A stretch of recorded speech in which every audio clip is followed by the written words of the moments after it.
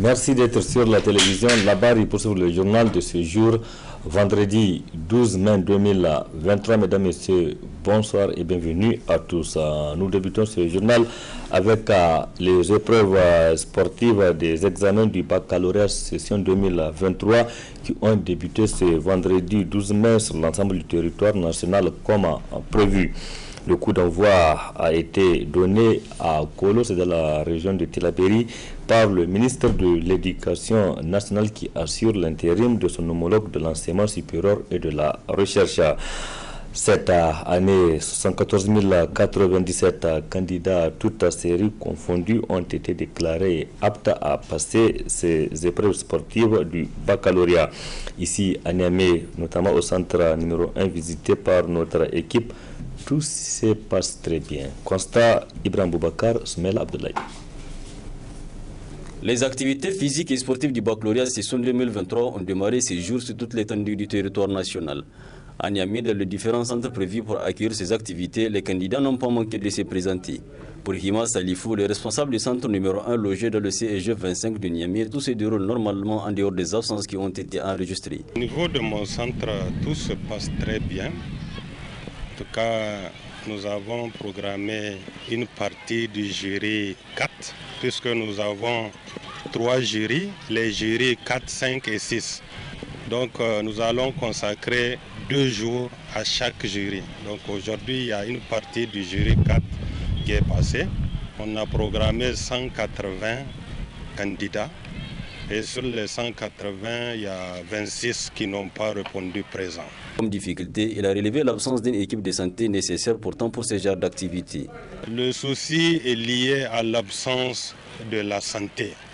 Parce que vous voyez, la sécurité est là, mais la santé n'est pas là. Donc j'ai saisi qui de droit pour qu'au moins demain qu'on puisse corriger. Parce que ce n'est pas intéressant de travailler sans une couverture sanitaire. Les accidents peuvent arriver à tout moment. A rappelé qu'il se chiffre à des milliers les candidats qui se présentent cette année aussi au baccalauréat. Bonne chance donc à tous les candidats. Merci Bokar Ibrahim et bonne chance à tous les candidats. En prélude à la célébration de la journée nationale de la femme qui sera célébrée demain, samedi 13 mai 2023, le réseau des journalistes pour le droit de l'homme RJDH a organisé ce matin dans l'enceinte du collège Mariama de Niamey un panel. Il est suivi d'une animation culturelle, nous rapporte Areta Sala et Khalil Bourema. Cette rencontre d'échange organisée par le réseau des journalistes pour les droits de l'homme RJDH au collège Mariama rentre dans le cadre de la célébration de la journée de la femme nigérienne. Une rencontre soutenue et financée par l'ambassade de France au Niger et qui vise plusieurs objectifs. Les objectifs visés par les RJDH à travers cette rencontre est d'encourager les élèves à non seulement promouvoir les droits humains, mais aussi et surtout magnifier la femme en cette occasion spéciale. Provoquer chez les élèves une prise de conscience et un engagement individuel et collectif pour la promotion et la protection des droits humains, notamment ceux des femmes. Insuffler les valeurs de la société aux jeunes générations. Permettre aux élèves de diviser les messages sur la promotion des droits humains, particulièrement ceux de la femme, par une mise en avant d'opportunités qui s'offrent à elles. Partager avec les élèves les parcours de certaines femmes leaders qui se sont démarquées d'un point de vue scolaire et professionnel. Vous représentez l'avenir de votre pays et c'est grâce à votre volonté de vous informer et de vous impliquer que des changements positifs peuvent se produire.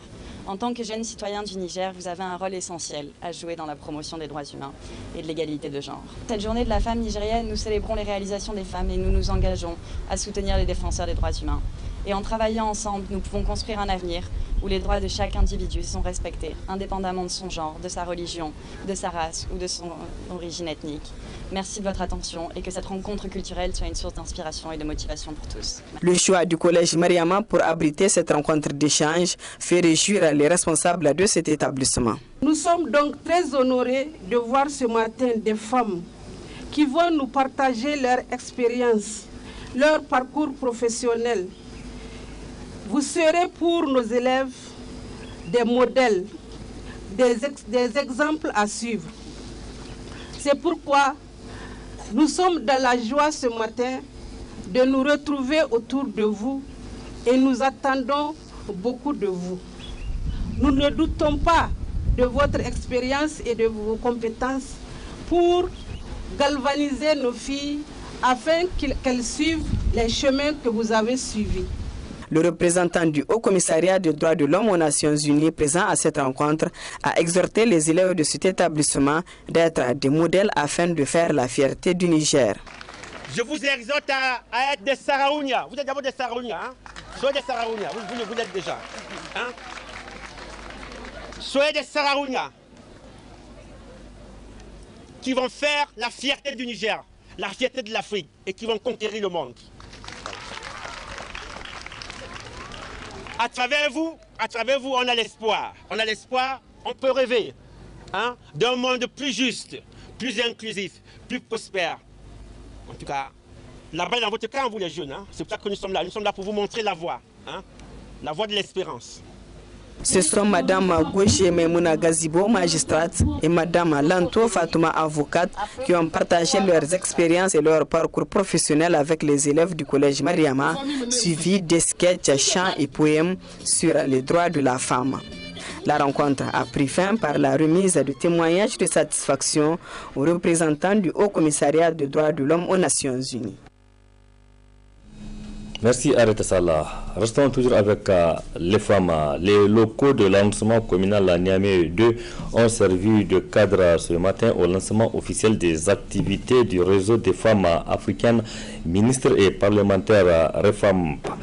Ce réseau est présidé par la ministre nigérienne de la promotion de la femme et de la population et de l'enfant. La cérémonie a été couplée à une donation à quelques orphelinats de Niamey. Voyons tout cela avec Aboubakar Ibrahim et Sadou Doumi.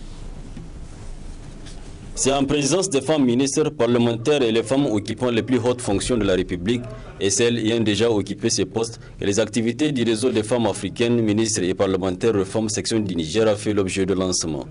Une cérémonie hautement symbolique organisée en prélude de la célébration de la 32e édition de la Journée nationale de la femme. À cette occasion, le maire de l'arrondissement communal Niamey 2 a dans son mot de bienvenue salué les actions du Reform. Je voudrais, au nom des conseils d'arrondissement communaux de la ville de Niamey, représentés ici par les maires des conseils d'arrondissement et les élus locaux, vous souhaiter la chaleureuse bienvenue à l'occasion de la déclaration de lancement des activités du REFAMP et ce, en prélude à la commémoration de la journée de la femme nigérienne. Nous sommes honorés par le choix porté sur notre entité pour abriter cette manifestation. Cette cérémonie de lancement sera suivie de remise de dons à des personnes vulnérables dans les 5 arrondissements communaux.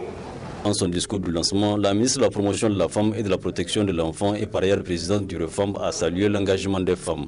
Madame Alaholi Aminata Zourkaleni n'a pas manqué de situer les objectifs du réseau. Ce réseau est composé des femmes occupant ou ayant occupé des hautes fonctions de l'État, à savoir ministres, parlementaires, ambassadeurs, présidentes ou vice-présidentes des institutions de la République du Niger. L'objectif général du réseau est de contribuer à la promotion de la femme dans tous les domaines, notamment le suivi de l'application effective de la loi sur le quota à tous les niveaux, la mise en œuvre de la résolution 1325 et la promotion de l'entrepreneuriat des femmes. Dans le cadre de la commémoration de la 32e édition de la Journée nationale de la femme nigérienne, le REFAMP Niger s'est engagé à construire une solidarité agissante auprès des personnes vulnérables de notre pays. Après la cérémonie de lancement des activités du REFAMP qui a été secondée par une remise de dons à l'orphelinat de Kouaratagui, une délégation de femmes se rendit à la morgue musulmane du cimetière Yantala où là aussi un important lot composé de kits alimentaires, de couvertures, de pagnes et une importante somme d'argent a été donnée au personnel de la morgue. Merci Bokar Ibrahim, et restons toujours avec les femmes. Organiser davantage les femmes du groupement Digabégué de l'arrondissement communal Niamey 5 de la ville de Niamey. Donc, pour mieux mener leurs activités génératrices de revenus, c'est la principale mission assignée à ce groupement qui a reçu la visite du secrétaire exécutif permanent du réseau des organisations pour la transparence et l'analyse budgétaire, Rotab Ali Idrissa. Il est allé encourager ces femmes actives, nous précise Ismaël Moumouni et Cheb Guisso. Lutter contre la longévité en contribuant activement à la gestion du foyer, telle est la détermination de ces femmes du quartier Lamodé, situé dans le 5e arrondissement communal de Niamey. C'est ainsi que ces braves femmes se sont réunies à travers un groupement dénommé Digabégué. Digabégué, je peux expliquer en une phrase: venez apprécier ce que nous faisons. Si vous venez, vous allez apprécier certainement ce que nous sommes en train de faire. Voilà. C'est un groupement qui a été créé le 4 octobre 2016. Nous avons démarré ces activités par des petites cotisations que nous continuons à faire et nous essayons chaque fois d'innover, d'apporter des changements, d'apporter des innovations qui peuvent nous faire avancer, qui peuvent nous permettre d'aller de l'avant. Voilà. Au moins 3 ou 4 cotisations qu'on fait par semaine. Il y a une petite cotisation de 50 francs. Ces 50 francs-là, c'est un fonds, on a mis ça comme un fonds social. 50 francs. Chacune de ces femmes la cotise 50 francs chaque jeudi. Si par exemple une femme est hospitalisée, ou bien son enfant est hospitalisé, ce n'est même pas la peine qu'on avise les autres. La présidente, elle prend, elle informe juste. On a un cahier, on met la liste, on met le nom de celle qu'on a aidée, on met la date et puis c'est tout. On a initié un pack alimentaire. Ce pack alimentaire-là, avec l'argent-là, on achète les packs alimentaires, du riz, du mil, les produits de première nécessité dans la maison. Pour les rencontres hebdomadaires, le groupement a reçu la visite de 2 gladiateurs dans le domaine de lutte de droits civiques. D'ailleurs, un des acteurs a tiré son chapeau à Digabégué. C'est de telles initiatives qu'il faut encourager dans ce pays.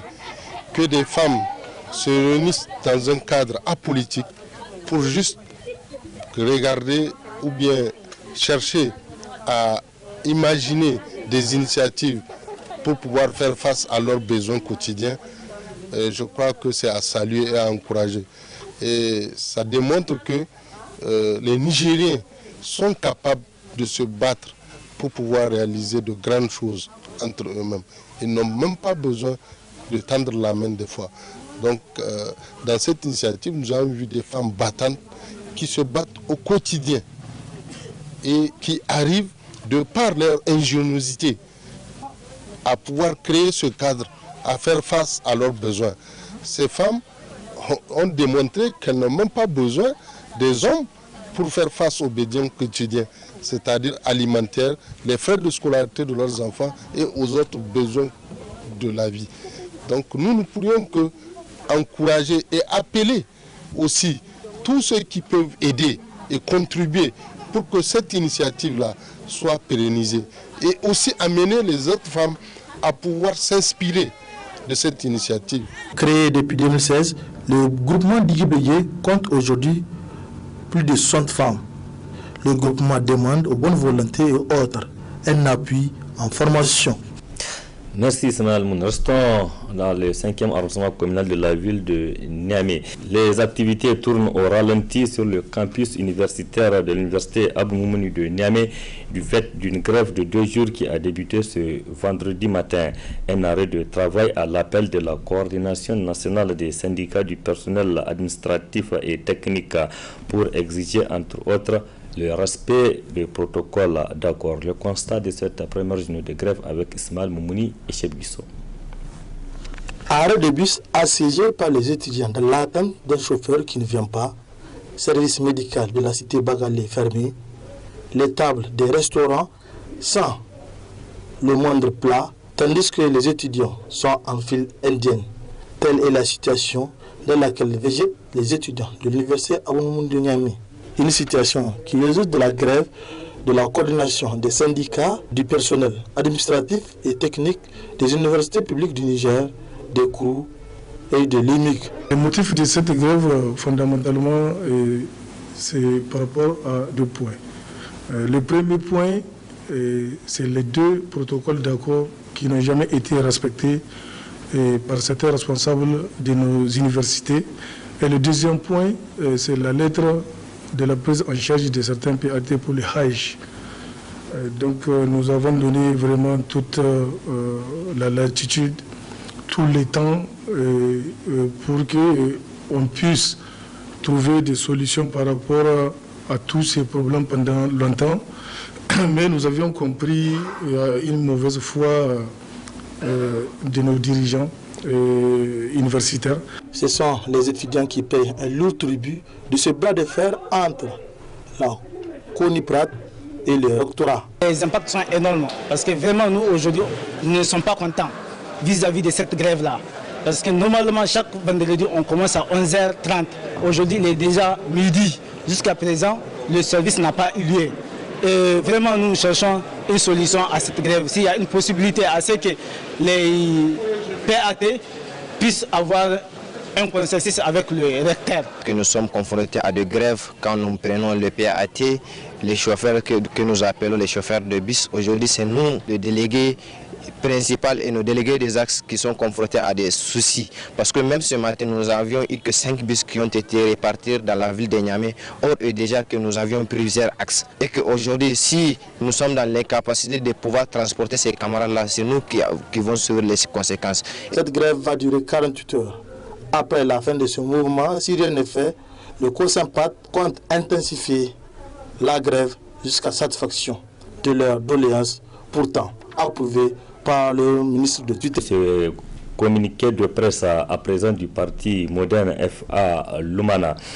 Dans le cadre des élections législatives partielles du 18 juin 2023 de la diaspora, les coordinations du moderne FA Lumana Africa de la diaspora ont été sollicitées par le bureau politique national pour s'organiser donc en zone afin de désigner les candidats qui représenteront les partis aux élections législatives partielles. Dans la correspondance du bureau politique national, il a été précisé le respect de quotas, notamment 2 femmes et 1 non instruit. Les 5 zones ont été constituées avec les 15 coordinations dans lesquelles le recensement a été effectué par la CENI. Ces zones ont été constituées comme suit. Zone 1, donc la Côte d'Ivoire. Zone numéro 2, le Nigeria et l'Algérie. Zone numéro 3, le Togo, le Sénégal et la Belgique. Zone numéro 5, le Ghana, le Burkina Faso, le Mali, les États-Unis et le Maroc. Et enfin, la zone 5 est constituée du Bénin, du Cameroun, du Tchad et de la France. Ce zonage a été adressé au bureau politique national du parti Lumana Africa et communiqué à l'ensemble des coordinations de la diaspora Lumana. Une consigne a été donnée précise à ces communiqués aux 5 zones pour se retrouver et procéder au choix de leurs candidats tout en respectant le quota des femmes. 2 candidates indiquent le communiqué et le quota de non-instruits, une place, comme demandé par le bureau politique national du moderne FA Lumana. À l'issue de ce processus de désignation des candidats, une correspondance a été adressée par le directoire chargé des élections de la diaspora pour que les coordinations organisent des conférences pour désigner les candidats aux élections, aux élections législatives. C'est ainsi que les 5 coordinations, à savoir le Bénin, la Côte d'Ivoire, le Ghana, le Nigeria, le Togo, ont répondu donc favorablement à la demande du directoire. Ces 5 conférences ont été supervisées par des membres du bureau politique national. À notre grande surprise, précise ce communiqué, lors de la validation des candidatures, nous avons découvert une candidature sur la liste en violation des dispositions de texte de nos textes fondamentaux et en contradiction totale à la correspondance du directoire. Cette situation, précise le communiqué, a créé une incompréhension légitime au sein de la zone 4 et dans la coordination du Ghana, car leur choix n'a pas été respecté, indique le communiqué. C'est pourquoi nous, coordinateurs des pays suivants, Belgique, Burkina, France, Mali, Maroc, Tchad, Sénégal et États-Unis, apportons notre soutien total à la coordination du Ghana dans cette épreuve.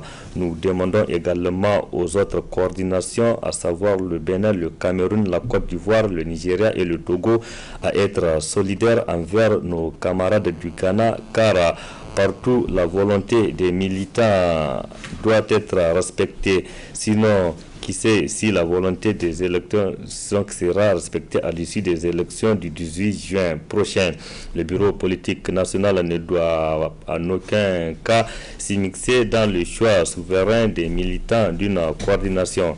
Cette décision, précise le communiqué, n'est pas sans conséquence sur la cohésion et la solidarité chèrement bâtie par nos militants au sein de nos pays respectifs des résidences.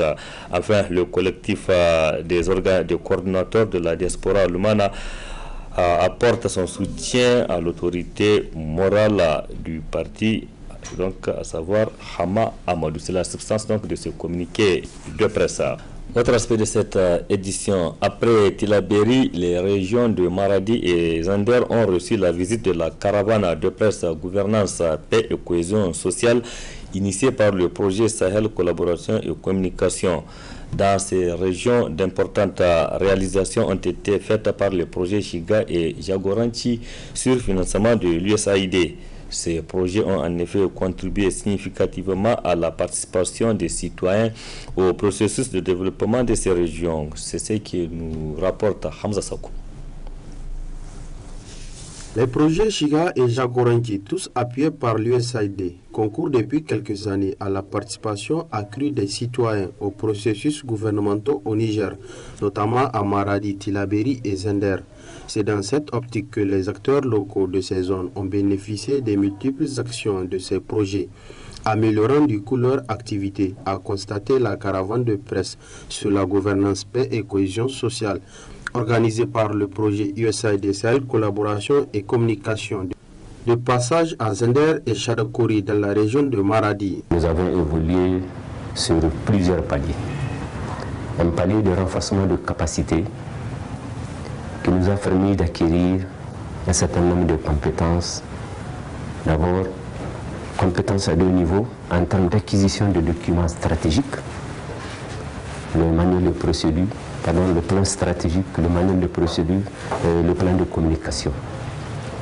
Un deuxième palier, c'est le renforcement des capacités des membres à travers une série de formations, formation en plaidoyer, formation en élaboration du dossier de projet, formation aussi en technique de négociation, entre autres. Mais aussi la mise en contact avec les services techniques. J'ai nommé la note de direction de tutelle, le plan, mais aussi la mobilisation de compétences pour nous accompagner, comment monter un dossier, comment le négocier et comment aussi le mettre en œuvre, mais aussi comment le suivre, l'évaluer. Ça, nous avons acquis de manière ramassée l'ensemble de ces prestations. Mun samu kawo wannan sauyi a gidan likita saboda lokacin idan mutum zai zo likita bai san nawa ne zai tahowa da shi ba idan yaro ne ga karami kuma yaron daidai. Grâce à notre comité de veille citoyenne, nous avons eu d'allègement des frais de soins médicaux. Ensemble, nous avons arrêté les frais de consultation que tout le monde peut payer pour ses soins. Pareil aussi pour l'ambulance. Kuma wannan idan likita ce idan ambulance ce gidan rumshi jika 8 ne, maradi jika 6 ne. dans le centre de santé intégré de Chadakouri. Les actions du comité de veille citoyenne grâce au projet Jagoranchi ont permis d'enregistrer des résultats probants. On a accueilli ça vraiment très positif parce que ça nous a permis d'avoir un changement au sein du CSI. On a approché de la communauté pour faire une assemblée donc, sur chaque problème. Le temps dans le compte du CSI, quand on était venu, c'était moins d'1 million. Mais aujourd'hui, on a dépassé les 10 millions. Vraiment, et puis chaque mois, on paye les coûts des médicaments, on paye les percepteurs. Dans le temps, il y avait un seul percepteur. Quand on était venu, vraiment, on a fait avec la communauté une assemblée pour élire un deuxième percepteur. Donc vraiment, il y avait une concurrence de trucs de travail. Vraiment, par mois, souvent, on fait jusqu'à 2 millions. Et tout ça, là, c'est avec la communauté, donc avec le CVC. À travers le regroupement Hadinkei des femmes du village de Wangrawa Abdusalam, de la commune rurale de Chadakouri, l'inclusion des femmes dans les comités décisionnels au niveau local est aujourd'hui une réalité grâce aux actions de Shiga. Très aspect de ce journal, la Banque islamique de développement BID tient ses réunions annuelles à Jeddah en Arabie Saoudite. Plus de 4000 personnes venues de tous les continents participent à ce grand rendez-vous de la finance islamique. Le Niger est représenté par 2 ministres, Ahmed Djidoud des Finances et Rabiou Aoudou du Plan. Précision avec Yero Ibrahim depuis Jeddah.